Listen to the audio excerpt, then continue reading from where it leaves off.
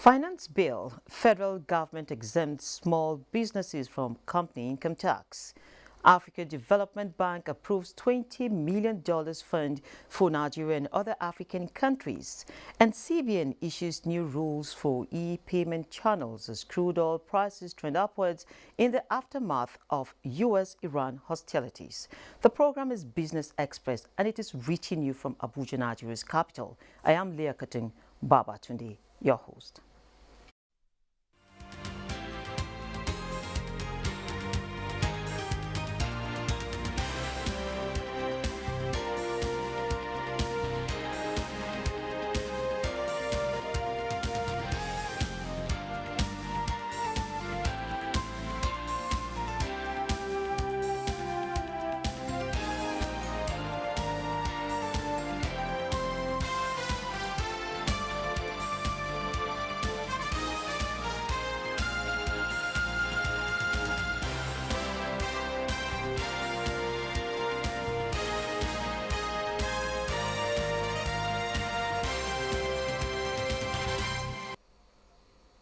Now, the passing of the finance bill into law would exempt businesses with a turnover less than 25 million naira from paying companies income tax. Zainab Ahmed, the Minister of Finance, Budget and National Planning, explains that the company's income tax law in Nigeria provides that all companies are expected to pay to the federal government 30% of their profits as companies' income tax. However, the minister says that the charges will cease to apply to companies making a profit of less than 25 million naira because they are the top labor providers. The United States' decision to attack Baghdad airport and kill Iranian commander of overseas military operations, General Qasem Soleimani, has continued to generate global reactions and debate. Since the incident last week, there have been two separate airstrikes on the U.S. base in Kenya and operations in Iraq. Global markets have reacted to the development, especially international crude oil prices. At the moment, crude oil prices of the OPEC basket is about $67.15 per barrel and Bonny Light $67.42. They are above the 2020 crude oil benchmark for the federal government of Nigeria, which is $60 per barrel. Meanwhile, energy experts say the tensions in the Middle East could take oil prices back to the $70 per barrel benchmark. And still talking oil, OPEC Secretary General Mohammed Sanusi Barkindo said on Wednesday that Iraqi oil facilities are secured and the country's production is continuing. Barkindo, on the sidelines of a conference in Abu Dhabi, said it's a big relief that the facilities continue to be secured in Iraq. He said he is optimistic Iraq will reach 100% compliance with voluntary production adjustments in time, despite current tensions. In a message to U.S. President Donald Trump, Barkindo said OPEC alone could not shoulder the responsibility of maintaining a stable oil market. He added that he was confident leaders are doing everything possible to restore normalcy and that nobody wants a war. Similarly, gold surged more than 20% on Wednesday to break the $1,600 level for the first time in nearly 7 years as investors flock to safe havens. This is following Iran's launch of retaliatory missile strikes against U.S. forces in Iraq. On that note, we take a graphic representation of the price of oil, precious metals, and other commodities.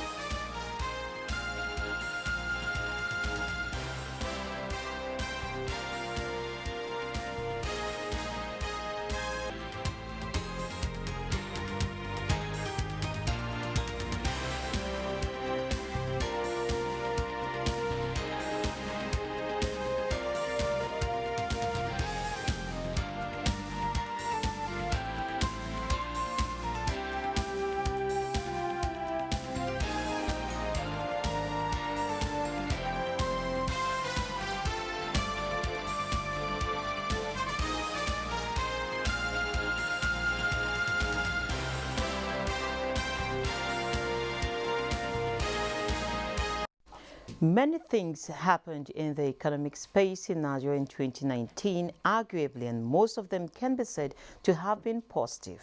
The federal government in the last 4 years, particularly in 2019, took several giant strides to set the pace for growth and development in this decade. Our guest today will provide some insights into expectations for 2020. He's Edwin Ihoria, Director, One Campaign Africa. We're glad to have you on Business Express. Thank you very much. Okay, can we just hit the ground running? What do you make of the federal government's spending plans for 2020?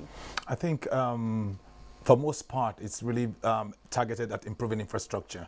You see works and housing taking the largest sum, power taking another huge sum, transportation taking another huge sum. So you would see that it's mainly targeted at improving the business environment by improving infrastructure. So where the roads are working better, the rails are working, the air transport is working, housing and all of this construction is taking place. First of all, two things. It will create direct employment, and then the other part is that it should improve the overall business environment in the long term. So that's where from that analysis, that's where you would see most of the expenditure going towards in 2020. Do you think it could have been done better? Yes, it could have been done better if you look at the fact that apart from these infrastructural challenges, Nigeria is currently grappling with some very serious economic challenges, like with especially unemployment, youth unemployment, and that is one of the biggest challenges. When we asked, hundreds of thousands of Nigerians what their biggest challenges are or the issues are, even the National Bureau of Statistics in their recent corruption trend report, unemployment is number one everywhere. So you'll be looking at how do you want to really address that. And I think it's more of what you talk about, a value chain for development.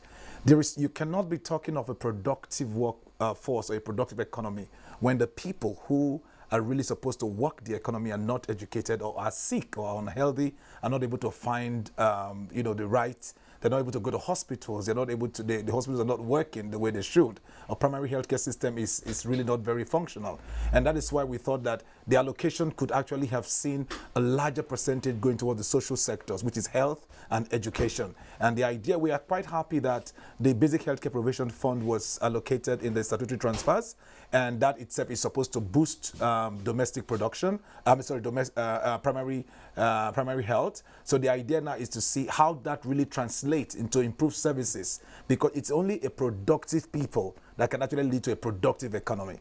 And so that is why the expansion of the infrastructure is great, but we need to see an equal attention to the social sector, because it's only the two that can work together to really create the progress we want to see. The social sector and, of course, the expansion of the productive sector. Yes. What are the opportunities you are expecting to see, considering the fact that a large number of our youth, as you have pointed out, are unemployed? What are those opportunities that are out there for them in the course of 2020? Okay, thank you. There is a 82 billion allocation to agriculture. Now, the question is that for agricultural production, which is basically where we have our comparative advantage, there needs to be a much more targeted investment to improve, one, the space, in the sense that what would encourage a young person to go into agricultural sector? Because people are unemployed, but there is land, right? But the land to be cultivated requires huge investments, which these young people don't have access to finance for. And so you need to think about the agricultural sector as a key driver of growth, particularly for the large number of young people who are not employed. And so attention should have been paid to that in a more robust sense, because this is the only way you can increase, first of all, it will absorb people into jobs, but not much more than that, it will produce food and other raw materials that we need to improve other sectors of the economy. So agric is one key area of opportunity that we could grow substantively. Quite a bit have been done in that, but we need to see what are the real structural encumbrances why this sector is not expanding the way it should. It's mainly one, cost of capital. The people don't get access to that. Young people don't have access to the capital to grow or to even cultivate their lands. And so you need to see how the investment in this sector, which cannot come from their pockets, it has to come from an enabling, from public expenditure. We've always talked about it should be a business. It's not a development program, but certain investment needs to be made for people to be able to go into that business. And that's one. Yeah. That agric is not so funky enough for young people. True. Do you agree? Yes, it's not funky enough, but I tell you, a young man will do anything that will produce money. The question is that is the effort, the return on your effort, the return on your investment, is it worth it in the agri sector? That is the question you want to ask. And so that is why whatever can be done to improve the return on investment, number one, so that as a business case, people can go for that. They know if they put in efforts, they will get good returns. That is one. But two is that it's so crude. We are still using cutlasses and hoes in 2019, in 2020. And this is where it becomes really difficult, because some people will say, well, my colleagues finished and they are in offices wearing coats and tie and staying in air conditioning. Why should I be the one using cutlass? And that is why you talk about mechanized agriculture, digital agriculture, and it's already happening all over the place. And this is one area of opportunity for growth in terms of innovation.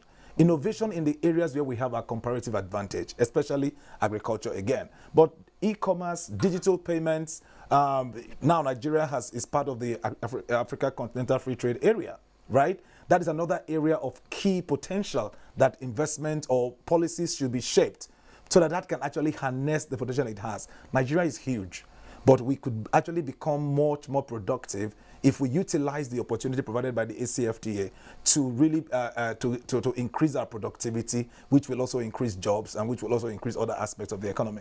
So innovation and investment in those structural, structural sectors of the economy, like agriculture and technology and education for social side, are key opportunities we find. Well, we've seen some steps in the right direction technology-wise. We've seen Nigerians make waves in 2019. Yes. So how would you now paint a picture for that particular sector in 2020? So we did a survey for technology companies in Nigeria, and a key problem that we all see is power. And that is why it's not surprising that, first of all, this year, as we landed in this year, the first talk is about electricity, and that's really causing some ripples right now, because the sector cannot thrive. Technology is driven by electricity. Technology is driven by broadband. Technology is driven by internet access, right? And so for this technology sector to expand, whether it's e-payments, e-commerce, whether it's innovation and all the things that are supposed to drive higher participation, is driven by power. And so that targeted investment to make sure the power functions, and that when somebody puts on or is going to set up, the cost of setting up, the cost of running such technology businesses is not killing. And we could also think about how we even create an ecosystem where people who get into the tech sector get support, because we want that to specifically grow. I take an example of Rwanda. Rwanda is doing so much in the tech sector in such a way that every young man knows that there is opportunity there. And people are studying for it. People are going to school with their eyes on that. People are innovating. They are creating stuff, right? So these are the kind of things that we know. And we know how resilient Nigerian youths are. If they know that there is opportunity here, they know that the system or the ecosystem is really inviting, they know that it is thriving, people will learn the trade, people will get into it, people will learn to code, and of course our education system will be responding to that. So it is just the dynamism between how our education system responds to the market opportunities that exist on the ground, particularly using tech to train, using tech to creating a good ecosystem for tech to survive. These are the ways that young people will get easily absorbed, because it is the language they speak. Okay, great. So now we also, maybe you just speak to us about grassroots participation. The federal government will come up with these fantastic designs. Now, how are the other levels of government, the subnationals, how are they reacting? How are they garnering support? Or does the federal government have to do everything? Of course not. Thank you so much for that question, because I think that is one of the key challenges. Even when we talk about the sector that we just talked about, technology and tech sector, it might be surprising to know that at least, even though we have one of the highest penetration of mobile phones in Africa, it may be probably even in the world, in terms of the number of people per the density of access to mobile phone. Question is, how many have access to internet, right? So there's a whole talk about making everything online, but that also runs the risk of excluding a majority of people who have never been online before. So that is one area we need to consider. But so to get the grassroots to participate, two things. Again, like you talked about, the federal government does not have to do everything. So it talks about, this also deals with how do we formulate policies. The top-down approach does not work, because by the time you do things from the top, then you come to struggle at the base. Governors, usually through the National Council of State, or the National Economic Council, where all the state governors are quite supposed to be part of it. The question is that an agenda-setting platform for the country? That is the question we need to ask. Or is it just a setting where, okay, now let's bring you on board? The question is that if we do not do an agenda setting or a planning that involves people that comes from the ground up, so that states, local governments are making contribution, and then it is aggregated at the state, then aggregated at the federal level, we would always have this top-down approach. It is not sustainable. Because when you do that, then you have to go through the whole process of getting buy-in, and time is going. Another election will come in, and people start struggling all over again. So that is why we need to think about in the new planning session, where as we're doing our plan, our next medium term plan or development plans, we should think about how we start from the base, from the local governments, and then it goes on until the federal government, and then we can see that it is something that is owned by everybody. The traditional institutions are a key part of the Nigerian system. And I want to say that when you talk about grassroots participation, you cannot ignore the traditional governance architecture we have in this country. Because elections will come and go, but there are some people that will always be there. And so we must think of a way of getting them involved, not patronizing them, but actually getting them to see as be economic changers, people that who are economic agents. And so we need to think about how do we get the traditional institutions involved from the beginning. They know their domain. They know what exists. They know the potential. They know the economic resources that exist. They can galvanize their people. They can get their people to support an agenda if the agenda is really critical for their development. Okay, so this is how we want to, I think we should think about how we incorporate them from the beginning, from the grassroots, as we bring these things to the top. Still on the grassroots now, and education, and how we could all fit in into a space that is viable for everybody. Yes. What is the role of education, for instance? You spoke about it, and you also identified that, for instance, in Agric, we see people still carrying hoes and cutlasses, and we've had these research institutions all over the place. Yes. What exactly are they doing? Why are we still in the hoe and cutlass scheme? And when we talk Agric mechanization, the bills, can an average farmer really afford that? So thank you very much. So there are many aspects to this. It's not something we can finish within this short program. It's a whole conversation. Compact, but I think a key part of this is that when you talk about our fragmentation, what is our land ownership structure here? Because of 1 hectare, you have 1 acre, 2 acre farms.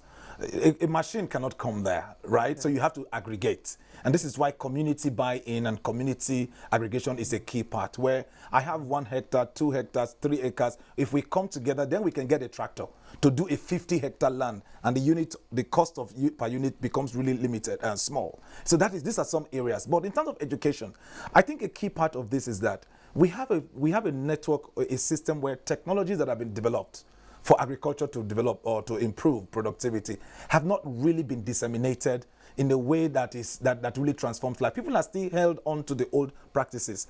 But more importantly is that they cost money. They cost money to change these practices from the traditional system to this modern technology. But for the money being side, so you see a lot of programs talk about cooperatives, form cooperatives, come together, aggregate. It's about aggregation. Because without aggregation, one by one, small pieces of land does not really give you that kind of output you want to see. So lastly, how would this address the fight against poverty? Everything we've talked about really right now is about improving poverty. Again, it's a shame that Nigeria has the highest number of poor people living in a single space in the world, right? In terms of the total number, higher than India, 1.2 billion people, higher than China, 1.3 billion people. That is really something that should drive every single agenda of this government, of any government for that matter.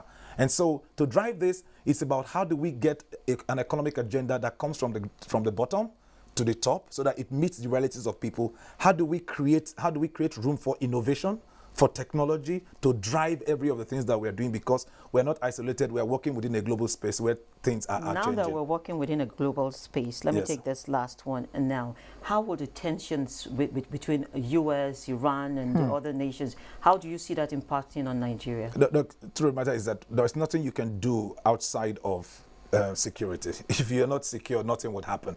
So my point here would be to say, hey, it's maintain neutrality, because if there's any sign of we taking any sides, we could become a part of that. And this is not what we need at this point. We have enough domestic issues that we are dealing with. So that is where I think we should just keep it. Thank you very much. And I would like to end on that fantastic note. Thank you. Now, one of the duties of the citizen of Nigeria is to respect and handle the country's legal tender, the Naira. This is still a new year, and so to find out whether Nigerians are doing as required, Musa Abubakar went around Sokoto metropolis, and here is his report. This customer tells us how his mutilated 50 Naira note was rejected. Situations like this happen because of the unfit nature of Naira notes in circulation. Most of the unfit Naira notes appear to be mutilated because of the nonchalant way some people handle them. We know Nigerian currency is a very fragile something, which we have to handle with care. So when you get the currency, it is advisable for you to put those currency inside your purse or your wallet so that the thing will not get torn. Normally, I'm used to use this thing, what we call West bag, Abi. We used to keep change here and big money here too. As long as now you give money. Recirculation of unfit Naira notes by money deposit banks does not, however, help. Rejection of these notes at the point of transactions tend to have consequences on both the buyer and seller. It will reduce the extent of the commodities that can be purchased by individuals, and it reduces the well-being of certain individuals because the main aim of any currency is to facilitate exchange. Under the CBN Act 2007, the abuse of Naira note is set to attract a fine of 50,000 Naira or 6 months imprisonment or both. It costs to print currencies. Certain currencies are not even printed in this country. They are printed somewhere, and money must be paid for the printing as well as the importation of the same currency. The Naira is the symbol of national pride and nationhood, hence the need to handle it with care. Nigerian stocks this Wednesday sustained rallies recorded Monday and Tuesday. Significantly up is the composite index, which rose by 1.8% at midday. At the end of the day's session, the NSE All-Share Index appreciated by 3.54% to close at 28,562.48 basis points. 741.8 million worth of shares were traded in an impressive 7,622 deals valued at 9.2 billion naira. Market capitalization stood at 13.7 trillion naira.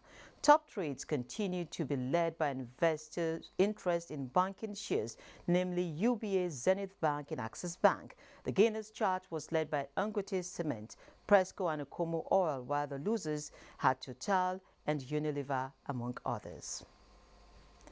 Asian markets fell in early trading Wednesday as Middle East tensions flared again after the U.S. strike.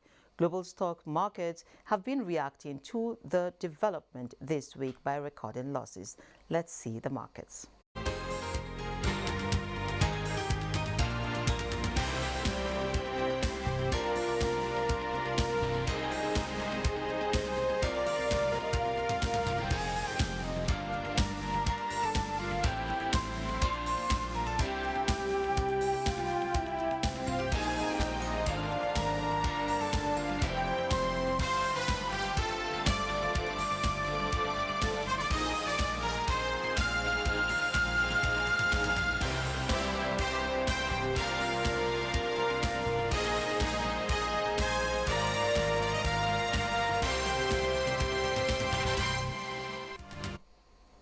Now that's a wrap of the midweek edition of Business Express. Be informed that all previous episodes are available on YouTube on the NTA's channel. You can also communicate with us on Twitter, and the handle is NTA News Now. The hashtag is BizEx. Keep a date with us again on Friday when we bring you another episode of the program. I am Leah Katung Babatunde.